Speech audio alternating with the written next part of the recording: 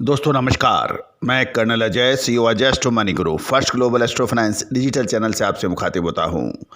आज के इस एपिसोड में चर्चा करेंगे शेयर बाजार में ज़बरदस्त तेज़ी दर्ज हुई है पिछले सप्ताह, फिर भी सिर्फ 5% स्टॉक्स ही रिकॉर्ड ऊंचाई के करीब हैं। महत्वपूर्ण यह है कि ऑल टाइम हाई के बाद भी क्या आपका पोर्टफोलियो चमक रहा है, क्या आपने पैसा कमाया। जानिए पूरी रिपोर्ट विस्तार से।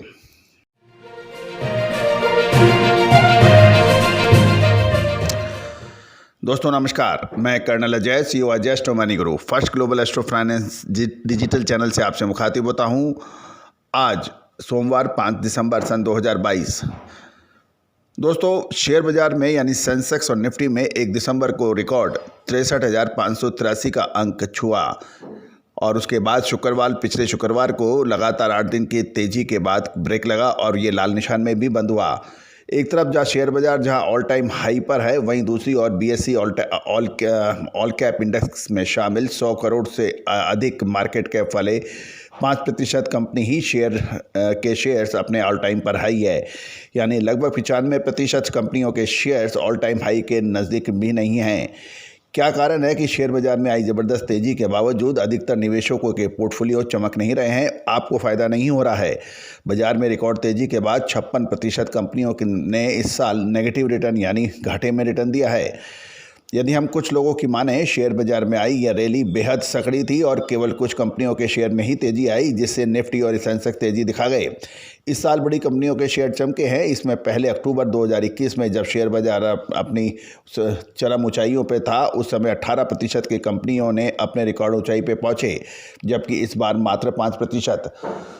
बुल रन पर संदेह है क्योंकि 18% कंपनी के शेयर अपने ऑल टाइम हाई पर थे अक्टूबर साल 2021 में, जो अब सिर्फ घटकर 5% रह गए हैं। 23% की तेजी आई निफ्टी के 50 इंडेक्स में 16 जून 2022 से अभी तक। 24% यानी लगभग 12,000 अंक चढ़ा सेंसेक्स 16 जून के रिकॉर्ड स्तर से निचले स्तर से 0.35% चढ़ा। इस साल small cap index, mid cap index 4% ही उछल पाया। यदि हम सेक्टर वाइज भी गणना करें तो बीएसई आईटी का में अभी भी -18% चल रहा है, बीएसई हेल्थ केयर -8.5% चल रहा है और रियलिटी स्टॉक में 5% की गिरावट है। इसमें यदि हम और थोड़ा सा कैलकुलेशन करें, देखें तो ऑल टाइम हाई पर 14% लार्ज कैप स्टॉक्स ही हैं और मिड कैप स्टॉक्स में 6% ही, यानी 6% ही mid cap all time high पर है और 4% स्मॉल कैप कंपनियां ही हाई पर हैं। यानी 14% large cap company high type पे है और 6% मिड कैप और 4% स्मॉल कैप। तो बाकी कंपनियों का क्या हो रहा है? अब हम घाटे वाले सेक्टर्स को भी देख सकते हैं। तो बॉम्बे स्टॉक एक्सचेंज के अधिकतर स्टॉक्स ने घाटा दिया है। एक साल के यदि आंकड़े देखें तो 56% नेगेटिव रिटर्न देने वाले स्टॉक्स हैं।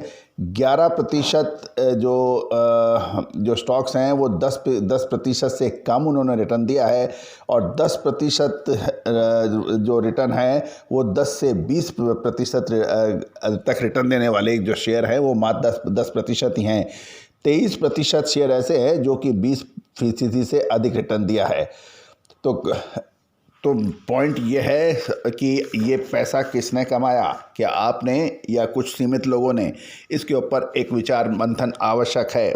दोस्तों याद रखिएगा, शेयर बाजार का जो इंडेक्स है, चाहे वो निफ्टी हो चाहे सेंसेक्स हो, इसके अंदर ऐसे शेयर्स का समावेश होना चाहिए जिससे ऑलराउंड मूवमेंट, जब भी शेयर बाजार चाहे सेंसेक्स हो या निफ्टी ऑल टाइम हाई पे हो, तो एटलीस्ट 50 से 70% लोगों को फ़ायदा होना चाहिए। 50 से 70% कंपनियों को इसमें मुनाफा या उसकी पॉजिटिव रिटर्न होना चाहिए, तभी सभी को फ़ायदा होगा।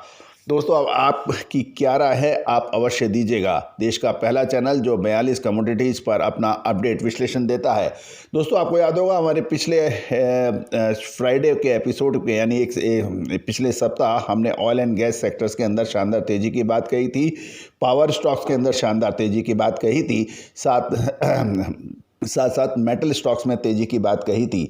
अब एक बड़ा प्रश्न ये है, क्या ऑयल एंड गैस के अंदर शानदार तेज़ी के बाद इस सप्ताह इसमें मुनाफा वसूली होगी, संभावना अधिक इसी की नज़र आ रही हैं। दोस्तों, आप अपनी राय अवश्य अपने कमेंट बॉक्स में लिखिए कि क्या आपने मुनाफा कमाया, यदि हाँ तो कैसे, और नहीं तो आप कौन से स्टॉक्स में आपको नुकसान हुआ, इसके बारे में अपनी राय अवश्य दीजिएगा कमेंट्स बॉक्स में।